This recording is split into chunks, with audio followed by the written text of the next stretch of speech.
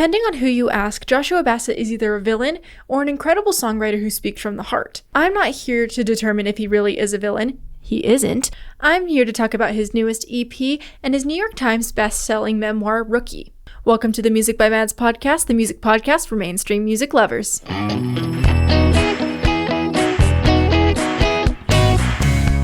Okay, so Joshua Bassett. For those of you who don't know, which could be a lot of you, he is a singer-songwriter, actor, and now author, and he's best known for his work on the Disney Plus series High School Musical, the Musical the Series, or HSMT-MTS, as many people refer to it, just to, make the name shorter. He's won an Emmy for the songwriting he did on that show, and is now a New York Times best-selling author for his memoir he just put out earlier this year.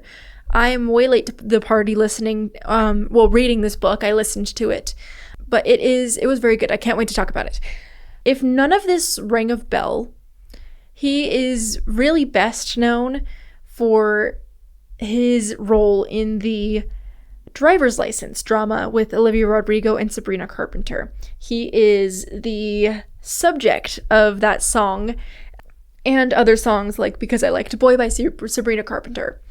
We'll come back to that last point when we talk about Rookie, but I want to talk about his latest EP that he's putting out. It is what we have affectionately branded it as Josh Lie instead of July, because he is releasing music again. It is wonderful. He always, before I even actually get into the EP, he knocks it out of the park every single time with his songwriting, the production. He just makes sure that what he's putting out is stellar music. It's incredible every single time. So let's just start talking about it. The very first song in this EP is called Blue, and he actually released this one at the very end of September last year. So it's interesting that this EP is going with, that goes in this EP because they're so separated, which it's unexpected, but not in a bad way. We love Blue. It's a very dreamy love song about a dead-end love, it's one of his longer songs to date, and it's dreamy, it's gorgeous, it feels very romantic, despite it being a star-crossed lovers, dead-end love, doomed love kind of a thing. It's just gorgeous. It's wonderful. It's just a beautiful song, and I think it's a testament to his quality, because he puts out music that is quality every single time. I cannot think of a single bad Joshua Bassett song. Obviously he's got songs that aren't as good as the others and most of those are from the beginning of his career when he was just starting out as a musician and a songwriter in the professional capacity that he was doing it. But his music, I could just listen to I could put on any Joshua Bassett song and I'd be just happy to listen to it. There's nothing that bad about his music. It's great. Then the next song is Clouds, which is very introspective and sad. The kind of music I enjoy because I don't give any days a chance. It's definitely a transition between the two other songs in this EP, Blue and Hold Me. It's very sad. It's just sad. It's a sad song. It's interesting in this song how much of his self-sabotage shows up, and he talks a lot about that in his memoir that we're going to talk about soon. But he's just grown a lot as a songwriter, and I think that's what that's what strikes me about this EP, is that he's grown a lot and he's settled into a very dreamy, gorgeous sound that I really love. Also, anytime he mentions his heart failure, my heart just breaks. It's so sad. It's like a gut punch anytime he says it in one of his songs. It's obviously he's going to talk about that for the rest of his life because he almost died. You would talk about it too. But it surprises me every time somehow. I don't know why it would, because I would talk about it for the rest of my life too. I almost died, guys. That's crazy. But every time he mentions it in his music, it just right into my, just a sucker punch to the gut. Right hook punch to the gut. It's very sad. It's a sad detail that he puts into his songs, and he talks about a lot because that was a huge experience in his life, and not in a good way. We'll talk about that more in a little bit too. Like, a lot of this relates to Rookie, which I'm very excited to talk about. It's a little less heavy on the music side of things today, but it's very pertinent to the music world. Then we've got Hold Me. This is my favorite type of song he writes. This is my favorite from the EP thus far. Hopefully we're getting more music. We gotta wait until soon, like Thursday, for him to announce another song. And if he doesn't, I will be sad, but usually that's fine. Like, it's just fine. Hold Me is my favorite type of song. It's a very doomed love trope where it's like, this is like, just hold me for one more time before we like call it quits. That is one of my favorite song tropes, where it's like a doomed love, a forbidden love. Oh, it feels very romantic in the saddest way. This is like, it strikes me as such a sad EP. It's very sad, where it's this doomed love kind of a thing. It's just sad. I like sad music. But this one's very fun. It's got a really gorgeous guitar part that goes through it. It's just the layering he does in his music with his producers. It's just gorgeous. It's great. And it's really interesting too, because he's not formally trained in music. He kind of just picked it up himself. He forced himself to learn. He actually talks about this in Rookie, where he's like, I was grounded for a month, and I picked up guitar and was like, I want to learn guitar. I want to do something. He had his mom print out lead sheets for music, and he learned that way. So he's not formally trained with music theory or anything like that. He's very much self-taught in music, but some of the things he pulls out with his co-writers and his producers, with chords, with chord changes, with the effects he puts on to make his music more gut-wrenching. It screams a maturity in his music that I feel like even a lot of formally trained people miss out on, because he has just done music because he loves it and he wants to, not because he feels like he has to or anything. To lead off of that, my favorite part of this song is when it's at the very end. He has this wonderful little chord change, in like a change in chord progression. Like, it's a full chord progression change, but I think they only change one chord in it, but it changes the feel a lot. And he has this part where he's just singing Hold Me One Last Time, just like, or one more time, not one last time. That's an Ariana Grande song. It's like faint in the background. It's like very spaced out. It's very faint. It's meant to be like in the back of your mind, is kind of what it evokes, the feeling it evokes. And I think that's such a cool effect that they put on it. It just sounds so good. It's so fun. It's good. It's amazing. I love it. But this EP is incredible. And I think the biggest thing I wanted to talk about, to bring up with this, with the music for this episode, is that his release strategy is so interesting. He's done this once before, back in 2022. I don't know if it's just him getting the music ready like this, or if this is very calculated.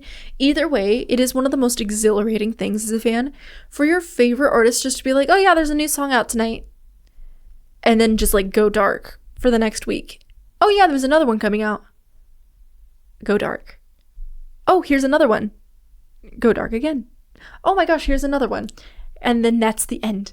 And it's like the anticipation and even the slight disappointment of not having more music after the last song comes out is just, it's so exhilarating as a fan. And I think it's very refreshing in a world where everything is so scheduled. And obviously this is a scheduled thing, but it feels less scheduled. You know, it feels more spur of the moment. But to have everything be so like cut and dry, where it's like, oh, here's a single, my album's coming out on this date. Here's a single, here comes my album. It's very refreshing to have something be so surprising and out of left field, really. It's one of my favorite strategies. There's another artist I love that does something very similar when they put out music. That is Don't Know Her. I talk about her all the time. I talked about her album Silver, which was under a different artist name when she was with her label. Silver by Sammy. It's coming back to streaming, guys. I don't know if you saw it. I pinned her comment. She actually commented on my last video. I was very deeply grateful for that.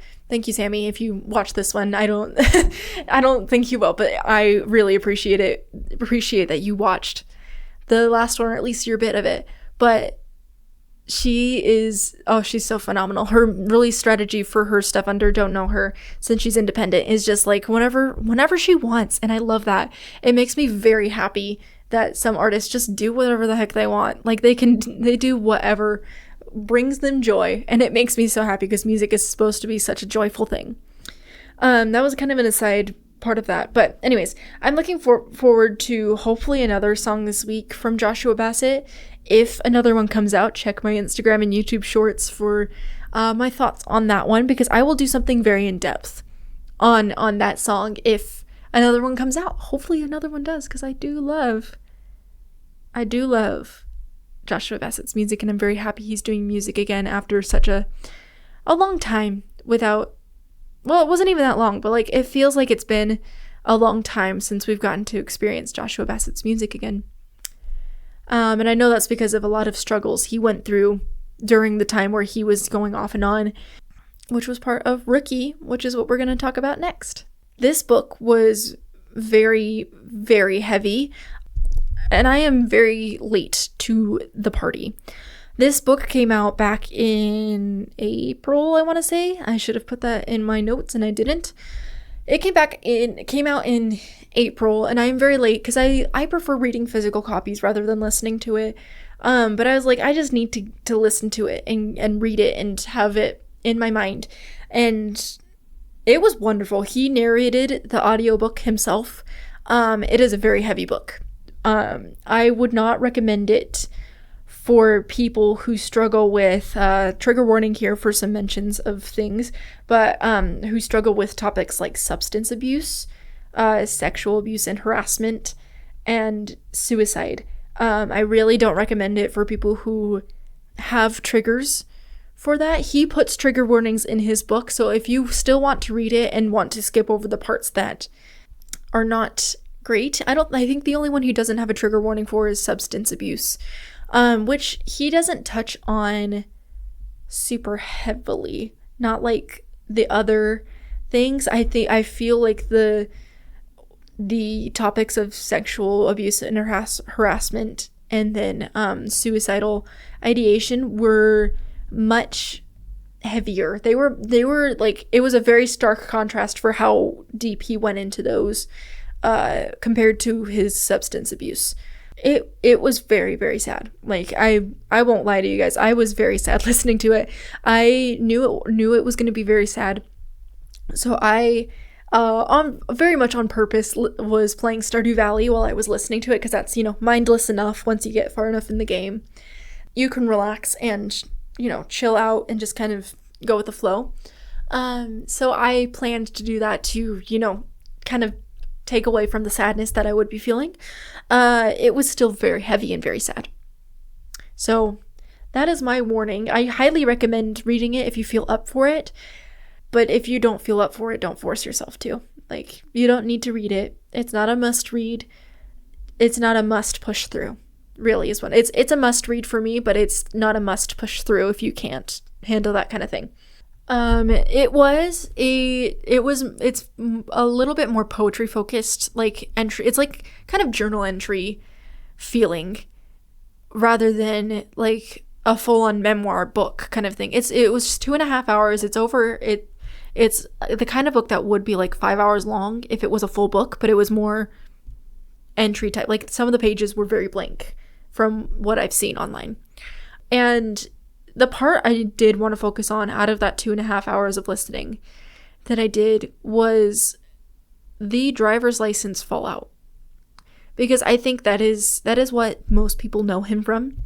And it was really heartbreaking to hear his full side of the story, because he did release music about it when he released Crisis, specifically his song Crisis. And he waited a long time to release that song, which I think was very respectful in a way he didn't have to be with how everything played out. But it was really sad to read how he was treated during this time. Like, we all knew he was treated badly, but to hear it from his side was devastating. It makes me so angry for him. He handled it with so much more grace than I think he needed to, or I would have. I think he deserved to be so much more angry than he got to be during that time, because he didn't want to fuel the fire right when it was happening. It was so sad. And I felt very, very angry for him. And it's going to make me emotional because I was so sad when I listened to that. When I listened to him reading it too. Like, that just added a layer of just sadness for me. So, driver's license came out. So they broke up. It was confirmed that they had broken up, and then driver's license came out. And it wasn't so much that Olivia herself was feeding the fire. She did nothing to stop the fire that was growing, and that so many fans of her, they demonized him in a way that he did not deserve. I try not to be very critical of people. Like, I try to think critically and give good criticism when I'm criticizing. I try not to be critical in unfair ways to people. I don't think this is unfair to say. Olivia should have, if her team was advising her to not say anything, they messed up big time. The moment that death threats enter the room in any situation, you have lost any respect you could have had. If your fans are sending death threats to other people, you have lost my respect. In that situation, she was young. She was young. She was new to the industry. This was her first song she ever put out. I will give her the benefit of the doubt in that way. It was very poorly handled by her and her management. And I think that needs to be said, and I don't think enough people are willing to say that. How Joshua was treated was unfair and horrible. Because he went on to describe, I'm getting way off, what I've written down. But he went into heart failure. His heart failed the week after this song came out because the reaction was so bad. He was getting death threats. He was getting comments online. He described at one point that he would see TikToks where it just said, with driver's license in the background, where it said, if I ever see him on the street, I'm going to kill him. And that's what people were saying. And that's not okay. He would get harassed in the streets. Fans of Olivia would go up to him and play driver's license to get a rise out of him. They would sit outside of his apartment. He had to move because people would be sitting outside of his apartment playing driver's license, singing the song to him, just absolutely harassing him in some of the most horrific ways after his heart failed. He was diagnosed with PTSD for multiple things in his life, but this was one of them where his heart failed and he would go into fight or flight anytime he was recognized on the street because he didn't know if somebody was going to threaten him or hurt him. And it makes me so sad to hear that. He went through so much in his life, and this was just a tipping point for him because he focuses a lot on forgiveness and his journey with specifically faith in the latter part of his book, especially when he was going through his substance abuse. And this was really, driver's license was the tipping point for him. And I think a lot of the decisions he made later on wouldn't have been made if this didn't happen to him. And that is not excusing the fact that he chose those decisions. And he doesn't excuse that either. He's not self-effacing. He is willing to be introspective and recognize that he made poor decisions, but this judgment is informed by the fact that he went through incredible amounts of trauma through his life that not many people know about because they don't care to know. If you're demonizing someone because they broke up with someone and it was a relatively amicable breakup before this point, then you are a terrible person. It's cut and dry. You're terrible as a person. Like, you should not be doing that. If you are sending death threats to anyone, you are a terrible person.